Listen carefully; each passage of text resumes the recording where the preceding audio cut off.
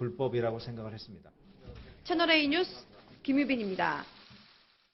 네, 서창석 서울대병원장의 해명에도 여전히 풀리지 않는 의혹들이 많이 있습니다. 하나하나 따져보기 위해서요. 한국의료재단 부원장이신 신재원 의학전문기자 스튜디오에 초대했습니다. 안녕하세요. 네, 안녕하세요. 네, 앞선 리포트에서도 저희가 확인을 했는데 일단 주치의가 그 약품 구입의 결제 라인이 아니다라고 주장을 했습니다. 이 부분이 좀 핵심 중에 하나였던 것 같은데 네. 아니 대통령의 주치의가 어떤 약품을 구입했는지 결제를 하지 않는다는 것은 저희가 좀 납득하기 힘들거든요. 네, 사실 저도 이번에 그 사실을 처음 알고 정말 깜짝 놀랐는데요. 네. 그렇습니다. 현재 그 약품 구입은 이제 의무실장이, 의무실장은 또 경호실 소속이라고 합니다. 예. 주치의는 비서실 소속이라고 하고요. 희한해요. 예, 그래서 많은 사람들이 이제 사실은 이 청와대에 들어가는 약품이 주치의가 몰랐다. 이게 사실은 좀 저도 납득하기 좀 어려웠는데. 네. 이게 그러니까 이제 청와대 대통령 말고도 이제 다른 여러 직원들이 있지 않습니까? 청와대 의무실이라는 거는 직원들의 진료도 겸하고 있기 때문에 일부 의무실장이 정권을 행사하는 경우도 있을 수 있겠지만 사실은 주치의가 어떤 대통령과 관련된 그런 약품들이나 이런 것들은 다 보고를 받아야 되는 것이죠. 예. 그래서 중요한 약품들은 다 사후에라도 보고를 받아야 되는 건데 그런 게 없었다. 그런 부분에 대해서 많은 국민들이 정말 깜짝 놀랐을 것 같습니다. 근데 궁금한 거는 결제 라인에 있어서 어떤 의약품들이 들어왔는지는 모르겠는데 비아그라는 내가 누군가에게 그 자문을 구해서 들어오도록 허용했다.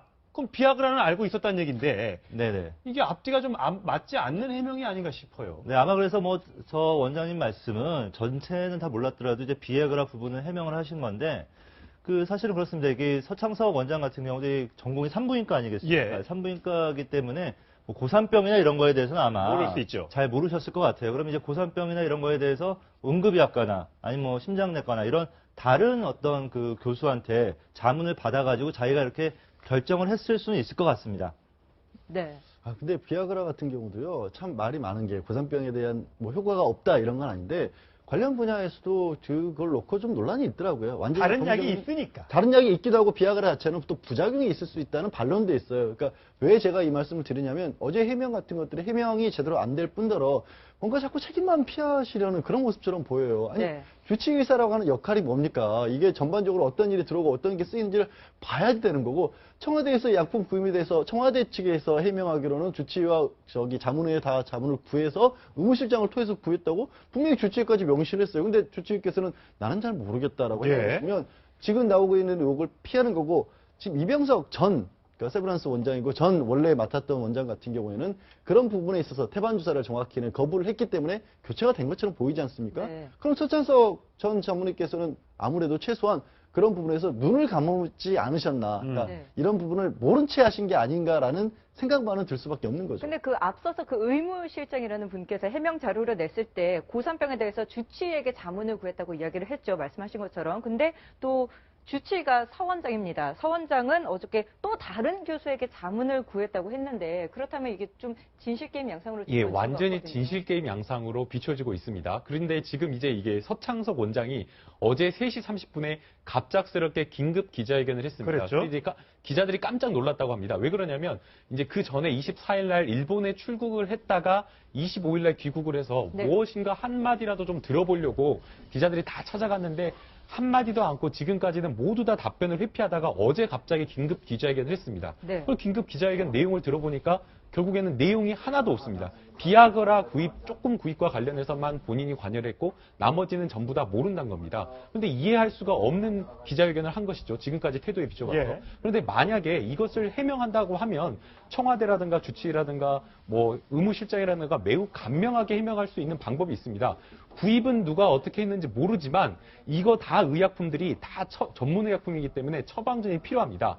심지어는 비아그라 자체도 다 처방전이 필요한 약품이기 때문에 네. 그다음에 에토미데이트도 다 처방전이 필요하기 때문에 처방전을 누가 했고 누구한테 해줬는지 그리고 누가 어떤 목적으로 썼는지를 확인하면은 명쾌하게 해결될 문제입니다. 네. 그다음에 이제 또 의혹이 좀 특이한 게 에토미데이트 같은 경우에는 제2의 프로포폴이라고 이야기를 하고 있는데 구입된 시기와 수량을 보게 되면 2014년 20개, 2015년 10개라고 이야기를 하고 있습니다. 예. 그런데 이제 왜 이걸 구입했냐라고 하니까 긴급한 용도로 쓰려고 했다라고 의료용으로 쓰려고 했다고 하고 있습니다. 그런데 2014년에 20개 구입하고 2015년에 10개 구입했다라고 하는 말은 2014년에 구입한 것을 긴급한 의료 목적으로 써버렸다라는 것 아니겠습니까? 예. 그렇다고 한다면 도대체 그걸 누가 어떤 상황에서 쓰게 됐는지 그걸 해명하면 국민들의 의혹을 해소할 수 있는 거 아니겠습니까? 저 사실 이병석 전 병원 네. 그 주치의나 서창석 원장도 본인이 뭐 태반 주사나 영양 주사를 놔준 적이 없다고 하고 또 이병석 전 주치의 같은 경우는 대통령이 놔달라고 했는데 내가 거절했다까지 얘기를 했습니다. 어쨌든 누군가 비선 진료 의사가 들어와서 청와대에서 주사를 한 것으로 지금 거의 의혹이 사실처럼 되어가고 있는데 그걸 차치하고 나더러 김영재 성형외과 병원장 있지 않습니까? 네네. 그분이 개발한 이 실, 얼굴에 네. 넣는 실, 이거를 서울대 병원장이 직접 개발자에 참여해서 도와줬다는 얘기가 있습니다. 네. 아까 말씀하셨다시피 서울대 병원장은 성형외과가 아니라 산부인과 출신인데 네. 왜 성형용 실 개발에 서울대 병원이 참여할 수 있도록 길을 열어줬느냐? 너무 의혹이거든요. 네.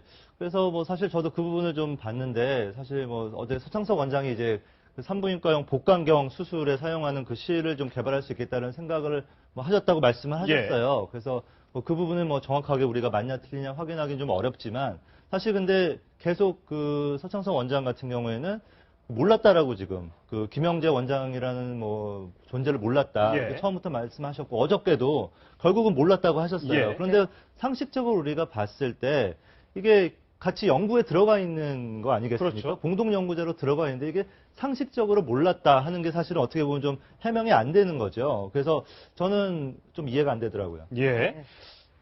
또 일단 그 자문위가 청와대를 드나든 부분에 대해서는 어저께 서 원장께서 뭐 별다른 의혹에 대한 해명을 하지 않았는데 아니 몰랐다고 하셨죠? 네, 몰랐다고 이야기를 몰랐다고 했는데 자기가 모르게 이렇게 청와대 자문위가 빈번하게 출입을 할 수 있는 겁니까? 아, 사실 그래서 그 부분이 사실 문제가 되는 거고요. 사실 이 청와대 어떤 뭐 우리가 약품 게이트 하는데 사실은 이것도 어떻게 보면은 비선 진료의 그렇죠. 의혹이거든요. 네. 비선 진료의 의혹이고 아니 대통령의 건강이라는 게 굉장히 국가적으로 중요한 거 아니겠습니까? 이게 어떤 시스템에 의해서 돌아가야 되는데 전혀 그런 것들이 작동되지 않고 주치의도 모르는 어떤 의사가 청와대에 들어간다는 건 사실 자체가 말이 안 되는 거고 예. 그걸 또 주치의가 몰랐다고 하면은 또 주치의로서 어떤 그 역할을 다 하지 못한 거고 그렇습니다. 그래서 어떻게 보면은 이게 그 자문위가 청와대에 들어간다 하더라도 사실은 그 자문위가 진료를 할 때는 그 의무실장과 주치의가 배석을 하게 돼 있습니다. 예. 그래서 대통령이 어떤 뭐 시술을 하는지 어떤 약을 처방하는 이런 것들을 꼼꼼하게 다 확인하게 돼 있는데 그런 것들이 전혀 이루어지지 않았다는 거 아니겠습니까? 그래서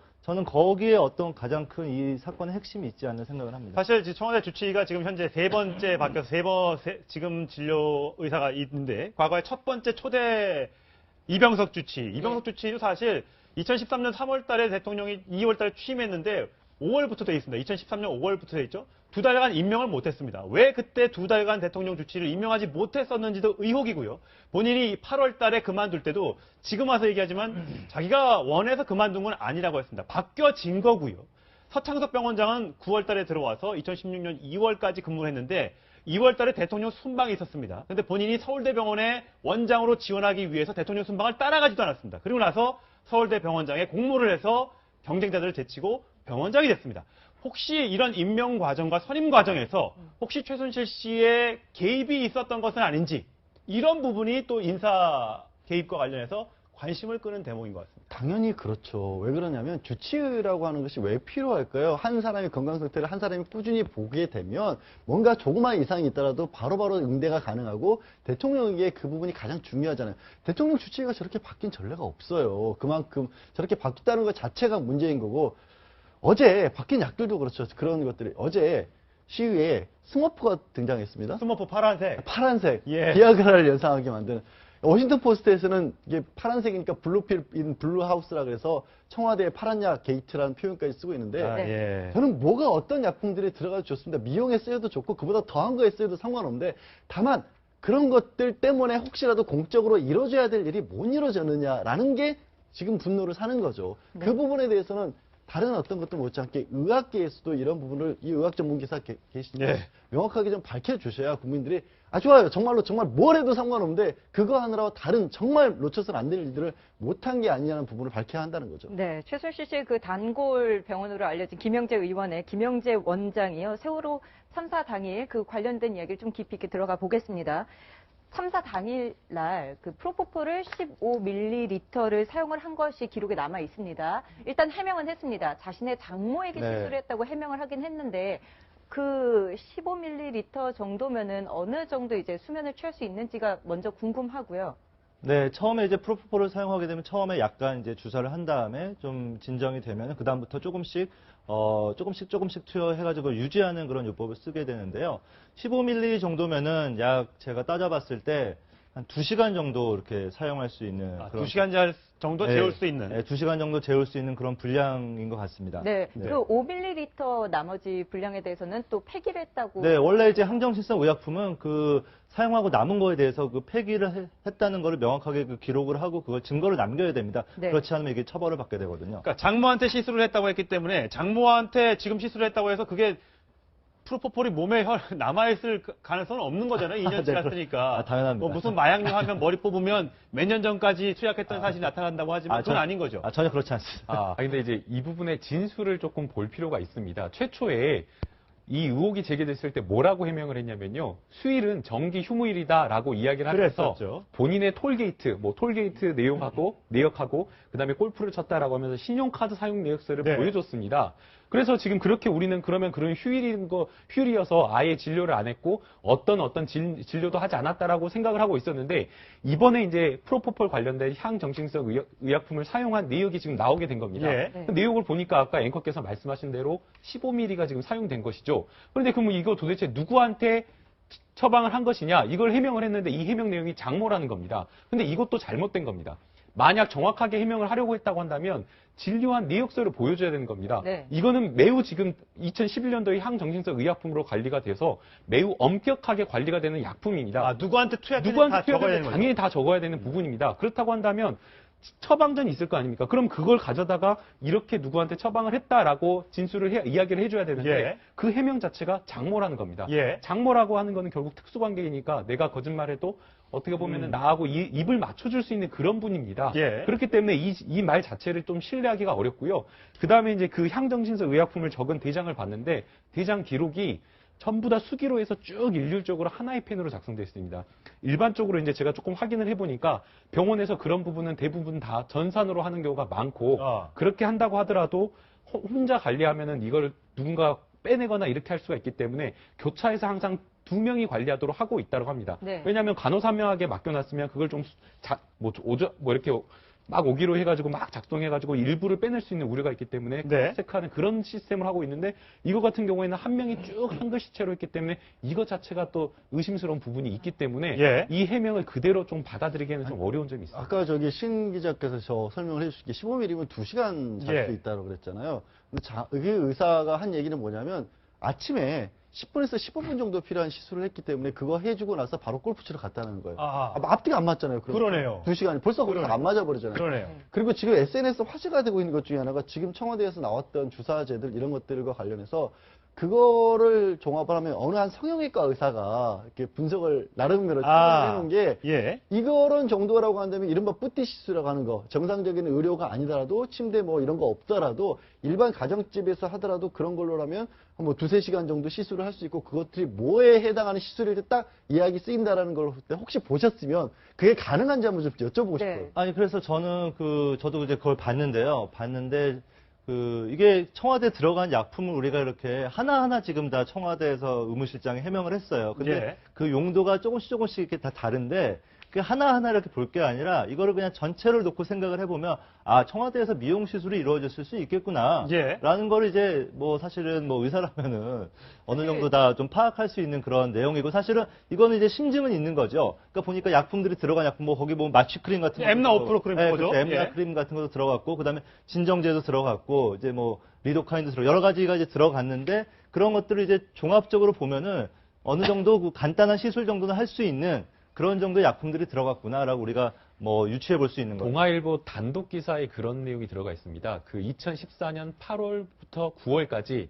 전신 마취를 하고 수술을 하는 경우에 사용되는 의약품, 수술 시에 혈압이 올라가고 내려가고 어떤 긴급 시에 네. 발생하는 그 의약품이 집중적으로 들어갔다고 합니다. 네. 그런데 이제 청와대 의무실은 어떤 장시간에 어떤 수술을 할 수 있는 그런 어떤 것들이 구비가 되어 있지는 않는다고 합니다. 그렇다고 한다면 자연스럽게 아까 기자님께서 말씀하신 대로 뭔가 성형과 관련된 수술을 한 것이 아닌가라는 합리적인 의심을 좀 해볼 수가 있을 것 사실 같습니다. 앞서서 청와대에 침대가 들어가고 김치 냉장고가 들어가고 이런 부분으로서 이제 최순실 씨가 그쪽에서 뭐 주거를 한 것이 아니냐라는 의혹들이 있었는데 사실 이제 와서 생각을 해보면은 그 냉장고가 다른 용도로 저희가 상식적으로 생각한 것과는 좀 다른 네. 용도로 사용되지 않았을까 하는 의혹을 좀 지을 수 네, 있거든요. 사실 뭐 시술도 받을 수 있고요. 누구나 걸립니다. 그리고 주사도 맞을 수 있습니다. 하지만 휴일에 쉬는 날 뭐 댁에서 아니면 병원에서 맞을 수 있습니다. 하지만 우리가 궁금해하는 건 세월호 7시간 관련된 평일이었습니다. 그날 오전부터 오후 5시 15분 중대본부를 대통령이